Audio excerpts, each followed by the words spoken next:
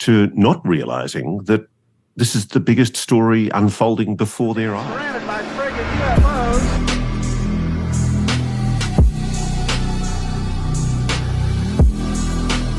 Of a UFO battle in orbit around Earth. I believe that's 0428. But I don't really know if people appreciate just how much this phenomenon blankets the Earth every single day. Taken our nukes offline. They've done that in Russia and other places in the world. Oh, yeah. We don't know what their time frame is, what the ultimate goal of this long-term surveillance is. I hardly ever hear asked by anyone, forget the mainstream, but even in our community, what are they doing? Yeah. Are they still abducting people? Answer, yes, they are still abducting people. They are. All right, so on today's episode, we're going to be reviewing the Iraq Jellyfish UAP, which was just released by Jeremy Corbell. It was captured in 2017 over an American installation base in Iraq during the war. As soon as I seen the video of this UAP footage, I immediately thought back to a UAP I seen in one of my previous videos from the original NASA Apollo photos. So this was footage of a military film UAP incursion within a United States Joint Operations Base. This UAP of unknown origin displayed transmedium capability. You can see it in the video moving in and out of vision, and you can see the thermal camera that caught it we would not be able to see that with our naked eye, showing that it had transmedium capability to basically become invisible. This has been officially designated by the United States intelligence agencies as a UAP, unidentified aerial phenomena. This designation is currently maintained. The imaging type was thermographic, forward-looking infrared, flare. So this is what, we can't actually see this with the naked eye. This is what's picked up this UAP technology, extraterrestrial technology. The only thing that seems to pick it up is thermographic, forward-looking infrared. It's unbelievable. The UAP displayed low observability. The UAP was not visible with night vision, IR, and appeared to jam the targeting capability for the optical platform.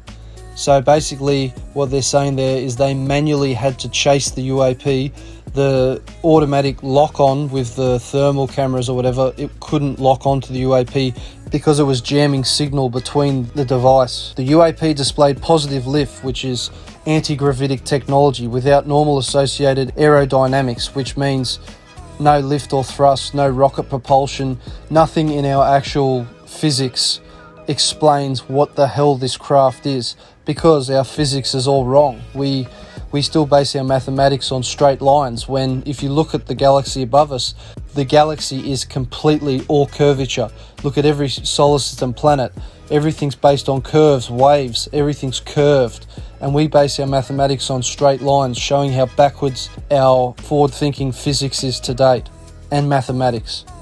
And just before I flick to review the footage, I just wanted to talk about Richard Dolan in the last Weaponized episode, which I actually reviewed in my last episode about the Apollo 11 documentary. And here's just a little clip on him explaining how the whole misinformation campaign and ridicule of UFOs has been inbuilt into not just our media, our ridicule of talking about the subject, but also our education. And our entire history has been falsely told to us, because obviously we do not know about our ancient history, so we make up hypothesis, but we also immediately exclude the UFO subject, even going through university stages of education.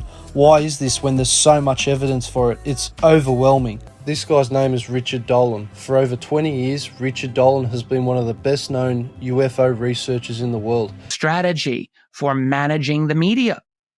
And controlling the UFO subject, and for disabling it, essentially kneecapping it for the public, creating a culture of ridicule, creating a culture of disbelief. They did a great job with that. They did the same essentially within the academic world. Been much less study of this, but the CIA's management of U.S. scholarship, it has been well documented on a number of occasions.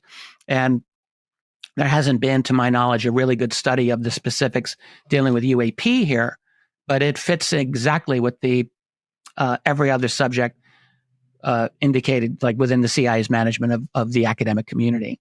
And then the politicians as well.